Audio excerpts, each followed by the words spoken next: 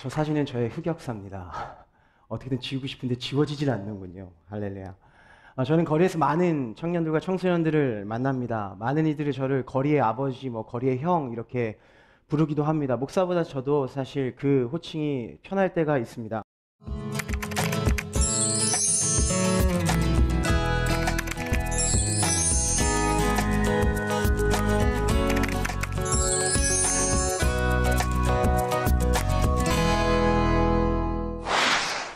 오늘날 많은 청년들을 보면 우리를 압도하는 것 같은 세상 속에서 대부분 많은 사람들이 혼란스러워하고 있는 것을 목도하게 됩니다.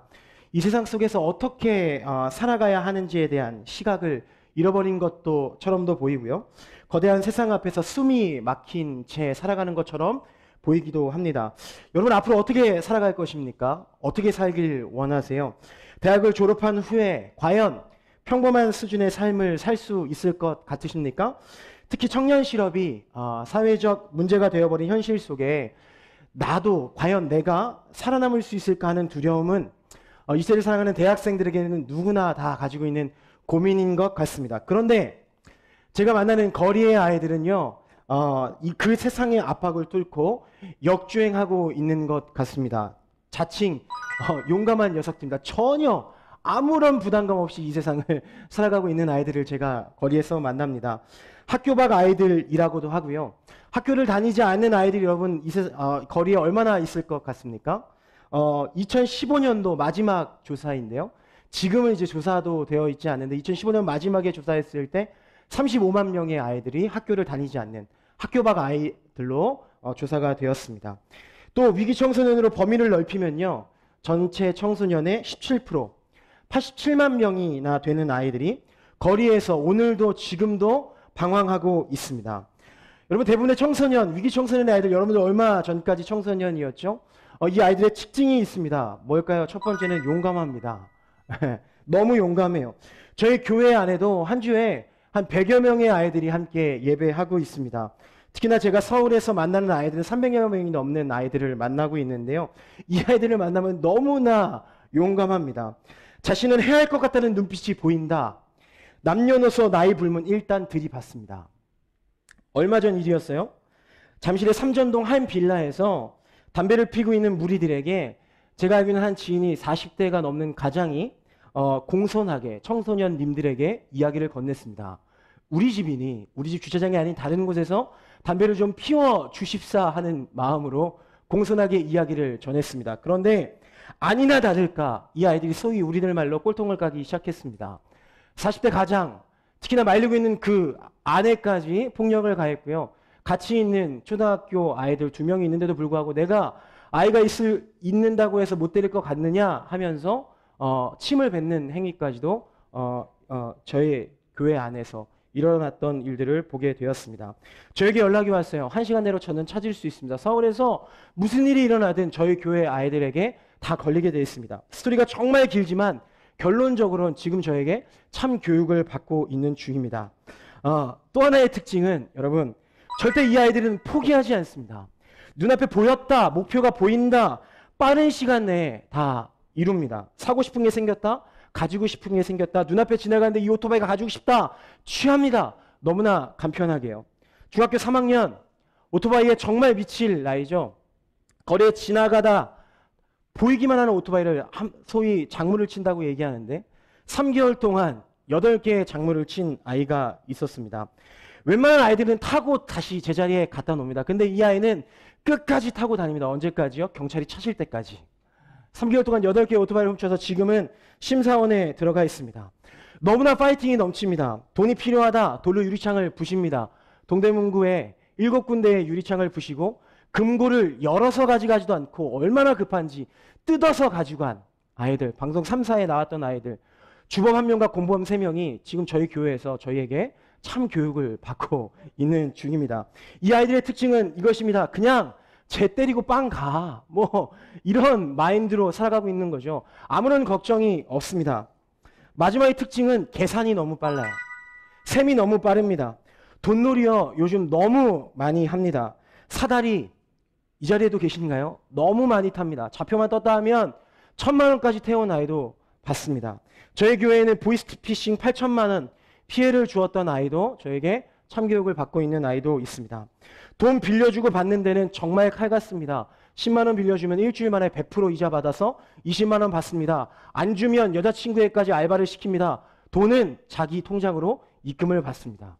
요즘 아이들 굉장히 지능적이고 집요한 곳이 있습니다.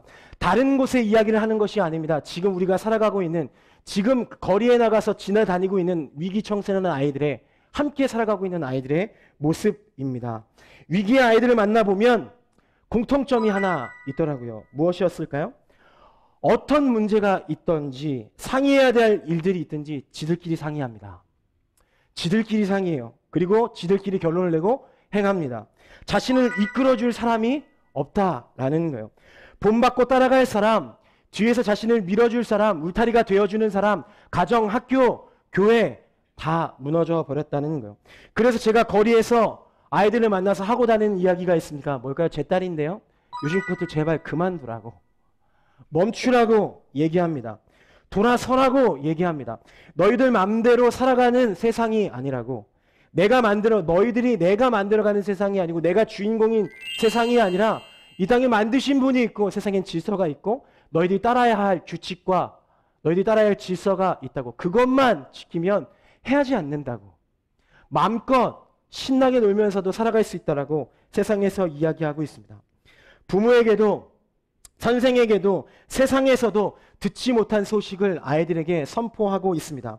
잔소리처럼 들리는 인생의 조언 정도가 아니라 그의 인생을 송두리째 바꿀 수 있는 바로 그 소식. 하나님 나라, 그분의 자녀로서의 부름, 수준으로 살아가는 것이 아니라 하나님 나라의 자녀로서의 신분으로 살아갈 수 있는, 인생을 송두리째 바꿀 수 있는 소식을 전하고 있습니다. 여러분, 믿음은요, 들음에서 납니다. 그래서 저의 삶은 예배에 초점이 맞추어집니다. 어떠한 일이 있든지 용서합니다. 어떠한 일이 있든지 다시 한번 기회를 줍니다. 왜요? 예배 시간에 앉아만 있으면 그 아이는 변할 수 있고 그의 삶이 바뀔 수 있다는 것은 절 매일매일 경험하고 있기 때문입니다. 잠잘 곳이 없어서 추운 건 하룻밤 쉼터나 찜질방비 대주면 됩니다. 재워주면 돼요. 그러나 내가 만난 오늘 이 한 아이의 영혼은 내가 변화시킬 수 없다는 것을 저는 거리에서 철저하게 배웠습니다. 하나님의 말씀이 선포되어지는 그 시간에, 그때에 바로 지금 너희는 청년의 때에 창조자 하나님을 기억하라. 그 하나님의 말씀을 들을 때에만이 그의 삶이 바뀌는 것을 지금도 목도하고 있습니다. 그래서 저는 지금도 이 시간에 이 자리에 함께하고 있는 여러분들에게 한번 이야기를 전하고 싶습니다. 한번 잠시 그 자리에서 멈추십시오. 그리고 청년의 때에 창조자 하나님을 기억할 수 있는 여러분이 되길 예수님으로 축원합니다. 여러분, 들으면 변화됩니다. 저에게 얼마나 많은 아이들이 들어와 있는지 아십니까? 작물, 여신, 금융범죄범, 협박, 공갈, 강간, 성폭행, 조직폭력배에 이르기까지 지금 저희 교회에서 함께 예배하고 있는 아이들의 면면은 화려합니다. 그러나 이전의 일들입니다. 하나님의 말씀을 들으면, 그곳에 머무르면, 여호와의 말씀이 임하면, 함께 있으면 변화됩니다. 하나님의 말씀은 구전동화도 아니고 하나의 철학책도 아니고 종교책도 아니며 살아있는 실제입니다. 지금도 저작거리에는 하나님이 살아 역사하고 계십니다. 매일 묵도합니다. 그래서 오늘도 저는 이렇게 거리에서 그 하나님을 선포하고 있습니다. 여기 있는 모든 분들도 잠시 그 자리에 한번 생각해 볼 수 있었으면 좋겠습니다.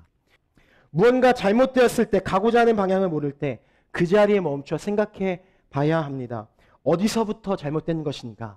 근본적인 것부터 나는 누구인가? 제가 분명히 말씀드리죠. 여러분은 그 어느 누구보다 존귀한 존재로 창조되었습니다. 하나님의 자녀이기 때문에 그렇습니다. 그렇다면 지금 여러분들에게 가장 필요한 것은 무엇인가? 가장 중요한 것은 이것인 것 같아요. 역경의 문제가 아니라 눈앞에 있는 문제들을 하나하나 해결해 나가는 것이 아니라 보이지 않는, 그 문제들을 만났을 때 보이지 않는 나의 반응들. 그리고 더 나아가서 더 중요한 것은 그 역경이 있을 때마다 꼭 만나야 할 분이 있다라는 것입니다. 그게 바로 예수님이시라는 것입니다. 그 예수님 만나면 인생이 변화됩니다. 인생의 목적이 바뀝니다. 이때까지 내 생각과 내 가치와 내 판단대로 살았다면 이제는 하나님께서 주시는 목적과 가치대로 살아갈 수 있습니다. 제가 하나님을 만나고 거리에서 아이들에게 복음을 전해야겠다고 생각했던 그때 학교 앞으로 나갔습니다. 거리로 나갔어요.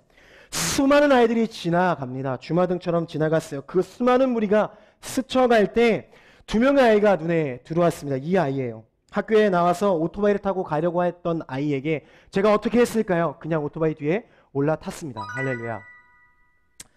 그리고 한마디 던졌습니다. 나 목사다. 나 목사야. 반갑다. 여러분, 복음은 기쁜 소식이라고 했습니다. 학교 아침 9시부터 저녁 오후 4시까지 있었을 때 이 아이들이 가장 기쁜 소식이 뭘까요? 배고프죠? 같이 밥 먹으러 가자.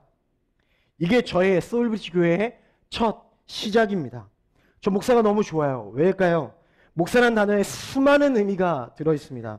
난 목사다라는 그 말에 많은 의미가 들어있어요. 널 해치지 않을 거야. 난 목사님 나와 함께 밥을 먹어도 전혀 아무런 일이 일어나지 않아. 목사님 교회 가자는 얘기 한마디 하지 않았습니다. 그러나 난 목사다라는 말에 다 들어있습니다. 아이들을 알고 있어요. 물론 그 아이에게도 단 한 번도 교회 가자는 얘기를 해본 적이 없습니다.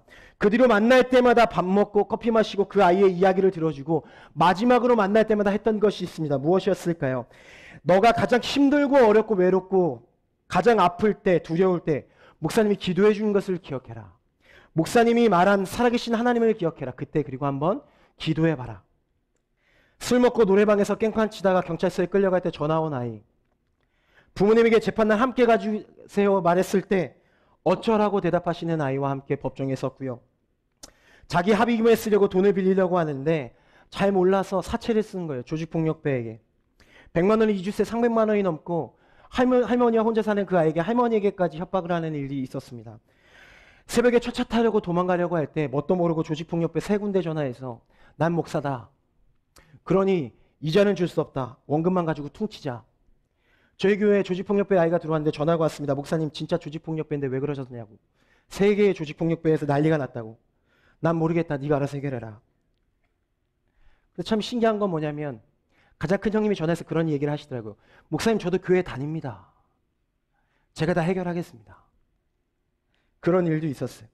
여자친구랑 헤어져서 3층에서 자살하겠다고 뛰어내리겠다고 진짜 뛰어내리더라고요.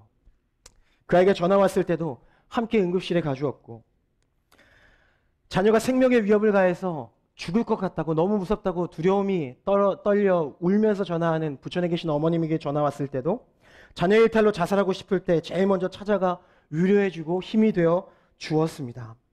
왜 그랬을까요? 나도 그랬으니까. 나도 그들과 똑같은 죄인이었으니까, 똑같은 사람이었으니까, 똑같은 삶을 살던 내게 예수의 보혈이 내 더러운 죄악들에 사로잡힌 내 삶을 덮어주었고 그 사랑이 내게 세상이 줄 수 없는 위로와 안식과 담대함을 주었기에 그렇게 되어 내가 하나님의 사랑을 경험했기에 똑같이 하나님의 사랑을 전해주고 싶어서 그들에게 찾아갔습니다. 그들에게 하나님을 믿는 믿음을 삶으로 보여주어야 하였기에 그렇게 거리에서 시간에 상관없이 그들을 만나 주었습니다. 여러분, 우리는 세상보다 크신 하나님을 나타내며 살아가야 하는 사람들입니다. 하나님은 우리를 세상의 빛으로 부르셨습니다. 하나님을 본 사람이 없으되 우리가 서로 사랑하면 하나님이 우리 안에 거하시고 그의 사랑이 우리 안에 온전히 이루어지느니라. 사실 빛의 역할이 우리 역할입니다. 교회된 우리의 역할입니다. 수많은 사람들이 청소년들을 위한 해결책을 이야기합니다. 꿈이 없어진 청년들을 위한 해결책을 이야기합니다. 저는 확신합니다. 그 해결책은 바로 여러분들에게 있습니다. 저에게 있습니다. 교회가 교회다워질 때, 그리스도인이 그리스도인다워질 때 우리 안에 거하시는 하나님을 보고 우리가 내뿜는 그 빛을 보고 사람들도 하나님을 발견케 될 수 있다고. 그래서 오늘도 우리는 이 땅 가운데 담대하게 살아가야 합니다. 세상이 말하는 깡으로 이 악물고 버티는 것이 아니라 하나님과 함께 할 때 주시는 그 담대함으로 이 땅을 살아가야 합니다. 하나님의 방법으로. 성경에서 여러분 담대하란 말이 365번 나옵니다. 저는 그렇게 이해했습니다. 1년 365일 내내 담대하게 살자. 두려워해서는 안 된다. 지금 내 상황이 어떠한 상황일지라도 하나님의 계획에 확신을 가지고 살아가자. 하나님과 함께 할 때 우리의 담대함은 우리의 삶 속에 작동되기 시작합니다. 그렇습니다. 여러분 세상보다 크신 분이 계십니다. 그분이 우리 아버지시고 그분이 우리를 만드셨습니다. 그리고 그분이 지금 우리를 부르시고 계십니다. 그래서 오늘 나의 하루가 중요합니다. 주저앉아 있으면 다 주저앉습니다. 그러나 내가 담대하게 돌파하면 그 모습을 보고 함께 돌파해 나갈 수 있습니다.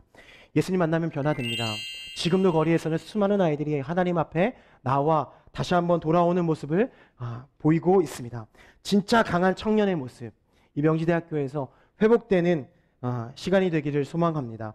그 모습을 회복하고 담대하게 살아가는 저와 여러분이 되기를 소망합니다. 세상의 압박에 꽉 막혀 있는 것이 아니라 이제 다시 한번 거리에서도 그런 부흥의 불길이 일어나는데 이곳 가운데 다시 한번 세상을 향해 돌파하는 그리스도인들이 일어나길 소망합니다.